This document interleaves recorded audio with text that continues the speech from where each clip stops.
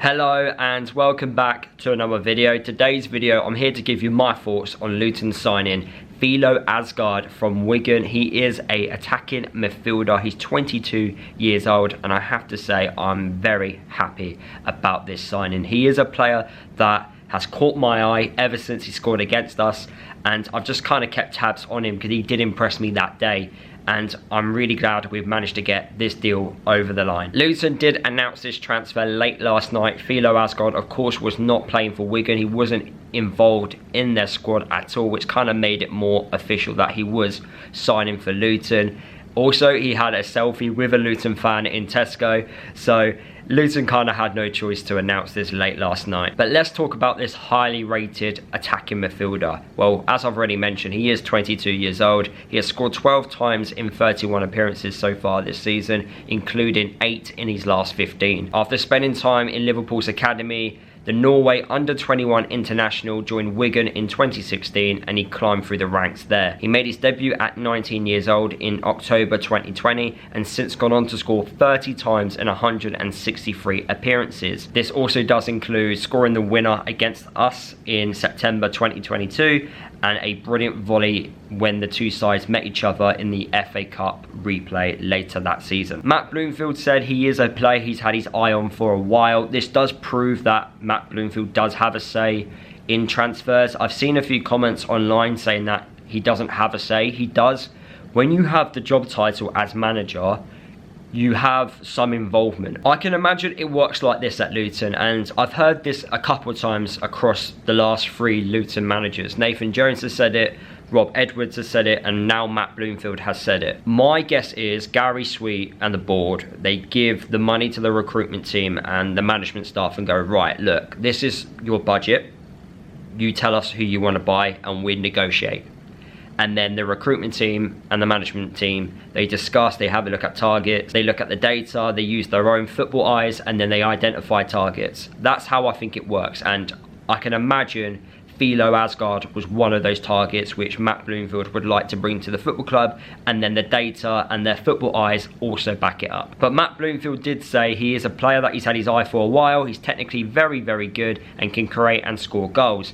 Thelo can also play as a number 10, but also can play as an 8 and also on the left. He is adaptable and can play in a variety of positions. This is very key because if certain players are not performing in certain positions, we can utilise Thelo Aasgaard, but for me, his best position is playing as an attacking midfielder. When you watch Aasgaard play, the ability to always want the ball, the ability to always want to create opportunities is a massive standout in the way he likes to play his football. He likes to dribble, he likes to get past players, he likes to shoot from distance, and I can't tell you enough how happy I am that someone has confidence in themselves to shoot from distance. How many times so far this season we've been crying out for someone just to have a go from distance when the opportunity does arise. They don't do it. It's normally that extra pass. Well, Thelo Aasgaard, from what I've seen at Wigan, will have a go. He isn't afraid to have a go at goal. So it's that young confidence which I really do like about him. And he's also scored a couple of free kicks as well in his time being a Wigan player. Overall, Thelo Aasgaard, for me, gives us something slightly different.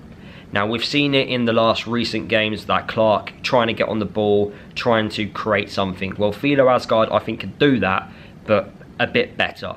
Now, Clark is towards, that age of 30. So the future of Jordan Clark, I can't imagine it's going to be many years in a Luton shirt. But Thelo Aasgaard being 22 years old, also I don't think it's the final article. I think there's still plenty of development still left for him to do. Could go on to be a fantastic player for Luton, and I'm really excited to see what he can do in a Luton shirt. I think it's also quite telling when you see the response from another fan base when a player has left the football club. Wigan fans absolutely rate Thelo Aasgaard. They are absolutely gutted he has left the football club. So we've really got a good player on our hands.